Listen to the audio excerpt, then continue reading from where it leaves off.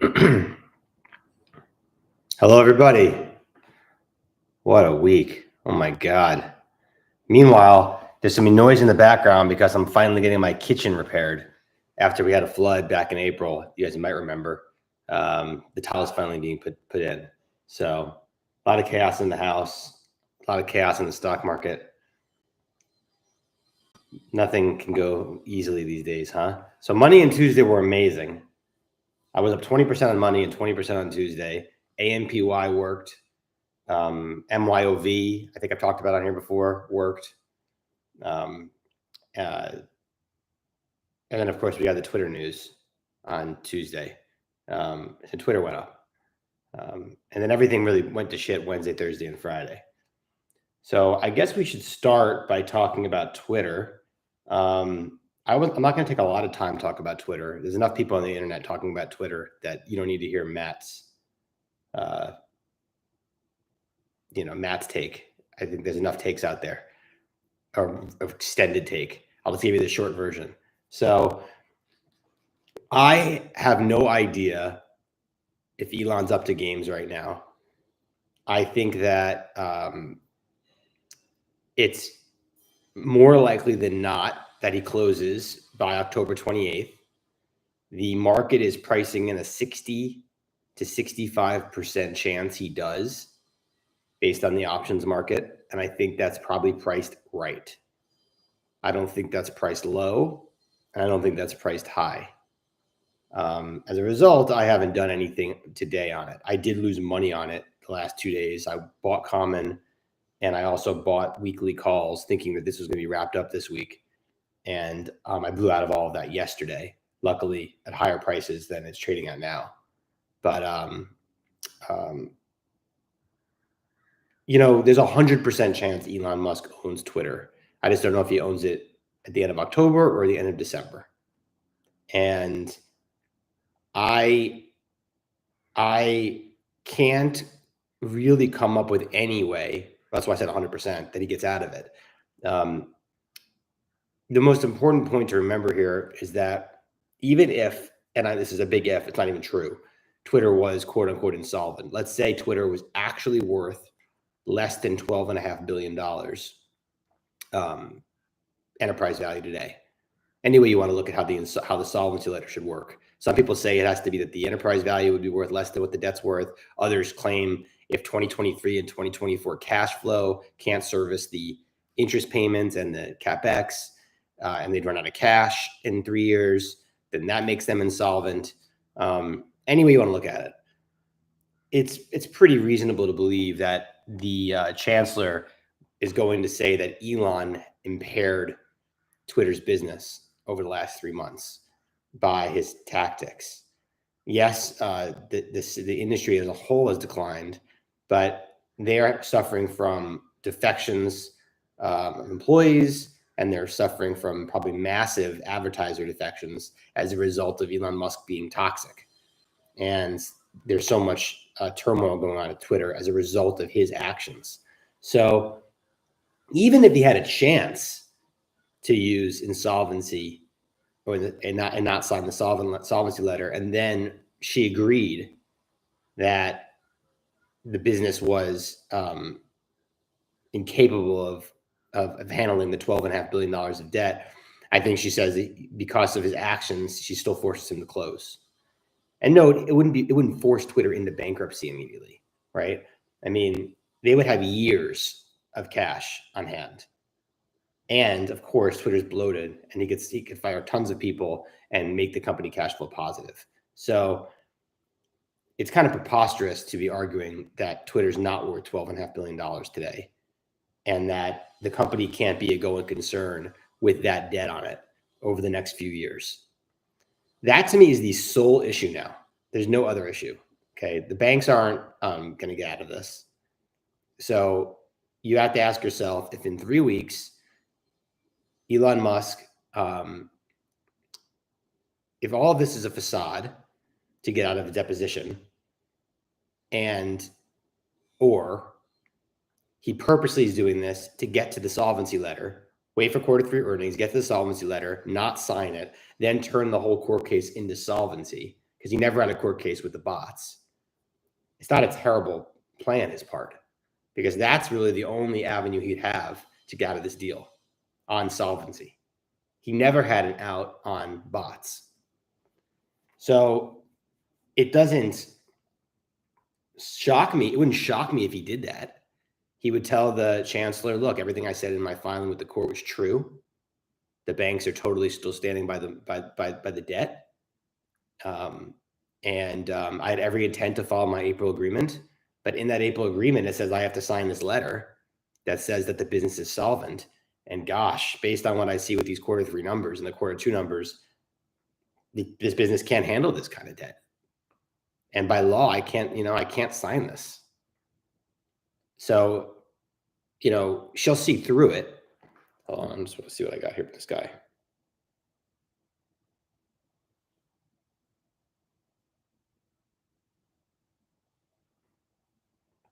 Hold on one second.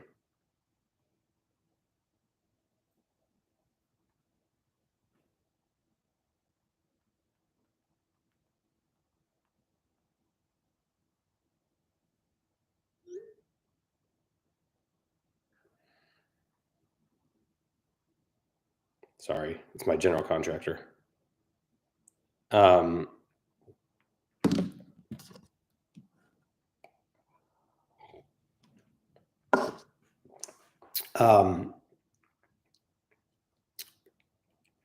Yeah, so that's where I'm at. I think he definitely could be doing this all as a ploy to try to pull solvency angle in 3 weeks.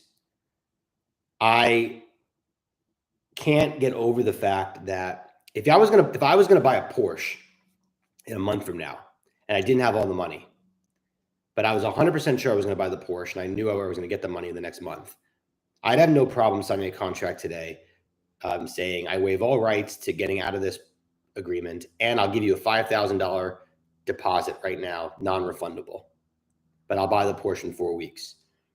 Conversely, there's no reason why he couldn't have done that yesterday.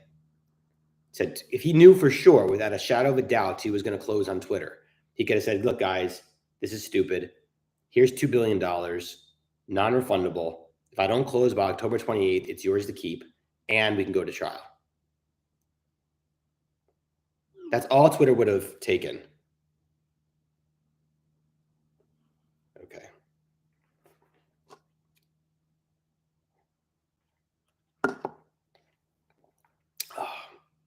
General contractor's giving me bad news, and now I'm super pissed off. But I'm going to try to pretend like I didn't see it.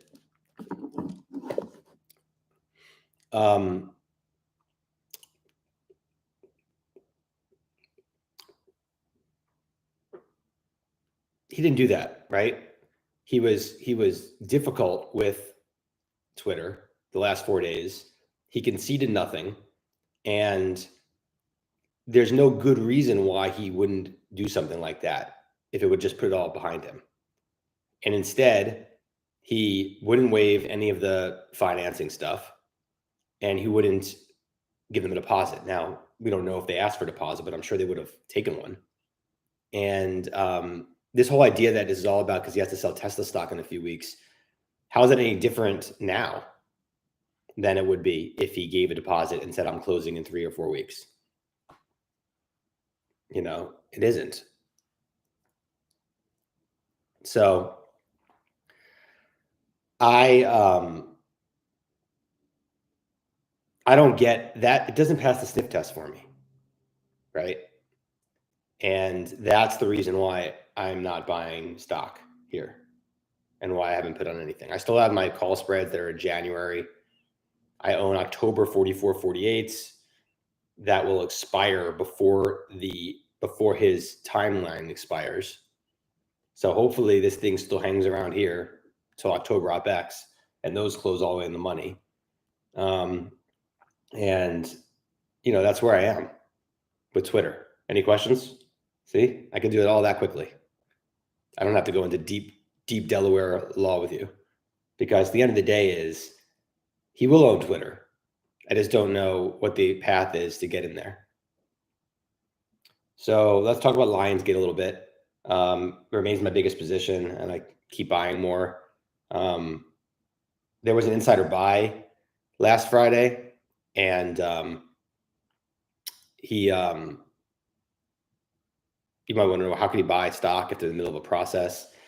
I talked to IR about that, and basically, because they 8K'd an update on the process, that was enough for him to be able to purchase.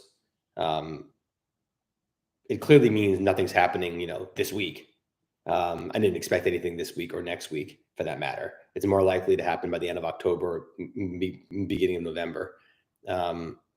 Obviously, today's stock market's terrible, but we're still well above where it was when they 8K'd the news.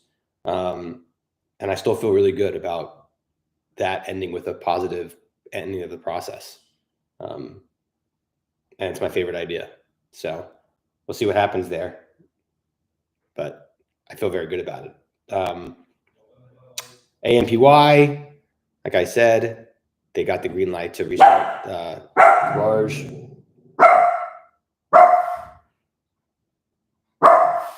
I think that's just one of the guys going to the bathroom.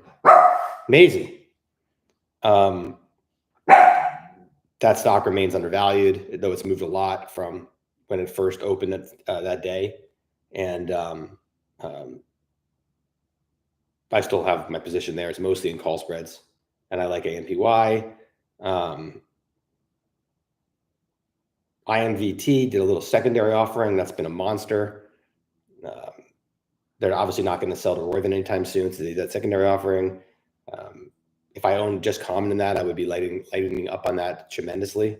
But I have call spreads in that, so I've just left it as it is. And a new idea that I like is ticker KALV, Kalvista. It's a biotech company that had a failed phase 2 trial this week, and the stock went from 15 to 5, and it now trades with a negative enterprise value. They have a phase 3 readout at the end of next year. People are a little bit mixed on whether they think that drug has a lot of commercial potential, but I think it's got to be worth something. And they also have a preclinical compound that should go into the clinic next year. It's very closely held with a lot of big 5, 6, 7% shareholders. And they didn't do a secondary offering this summer. They have enough cash to get through the end of next year, but the stock was trading at $14 to $17 or $18 for a long time. And they should have done a secondary offering, and they didn't do it. So part of me thinks that they're planning on selling the company. Maybe they were willing to wait for the phase 3 readout first. I don't know. And the phase 2 readout. I think your margin of safety is really, really high here at 475. Again, it's a negative EV with a phase 3 readout at the end of next year. The phase 3 readout is an indication that's pretty crowded, but if it ends up working, the peak drug sales could easily be in the many hundreds of millions of dollars for something that's currently has no EV. It's like 25 million shares outstanding. So you could easily see it sold for $10, $15 a share. I don't know if they'll do that, but they're kind of in a bind right now, given where it's trading. So either you ride it out to the phase 3 readout, or you get lucky with a sale in the next few months. Now that the phase 2 trial was supposed to go on until next year, and it was a shock that it failed. Peloton's interesting. I don't own any Peloton anymore. The CEO said this week that if they don't get growth in the next 6 months, that they would basically sell the company. The problem is that I have no idea what it's worth, right? I don't know what the recurring revenue business is worth, and I don't know where it will be trading in 6 months from now if they don't show the turnaround works. It's obviously also super levered to the market. So I'm doing nothing with Peloton, but I'm definitely watching that. I'm very interested in where it goes, and maybe look to re-enter sometime next year, depending on. I assume their turnaround is not going to work very well. They're going to have a hard time ramping up sales. Because they bought forward so much sales from the pandemic. But I sell any BSM. I have sold some because it was so big. I don't think it's expensive by any means. You're still looking at a well over a 10% free cash flow yield and dividend yield. And Natural gas, I think, will just continue to go higher. But, you know, everything's about your position sizing, not really whether you like it or not. It's how big something should be. So, you know, BSM's worked really well, and I like it. I still have it. It's one of my top 5 positions. Position sizes in order are Lionsgate by far, then MX, then BSM, and then everything else is much smaller.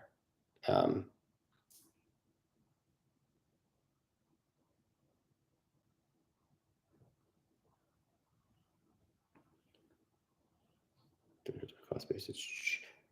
Will we watch to get Twitter thoughts? Sold in the 20 news. Make 10% plus in 3 months, probably 28th, or put capital to work in energy. Yeah, you can go read what I said about Twitter already. Basically, that's how you should look at Twitter, I think. Yeah, it's like basically a $5 spread. You're either going to get it in the next 3 weeks or you're going to get it in the next 3 months. I think it probably goes down to 44 to 46 if Musk does not close this month and they go to trial, because I think the market will be like basically certain he's going to lose at trial. And they'll see through the solvency letter bullshit. So even right now, you're probably just looking at about a $4 down, $4 up, which is better than the 60% or 65% the options market is saying. I'm super distracted based on the general contractor texting me this ridiculousness. He just texted me. So I'm going to leave it there. I think I covered all my names. These things don't have to be long. MHR.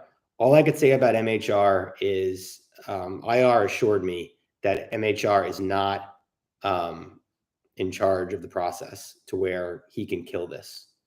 That they're very well aware of how failed they've been in strategic processes, and no real solution here can come without a conclusion that actually results in a strategic stake being sold.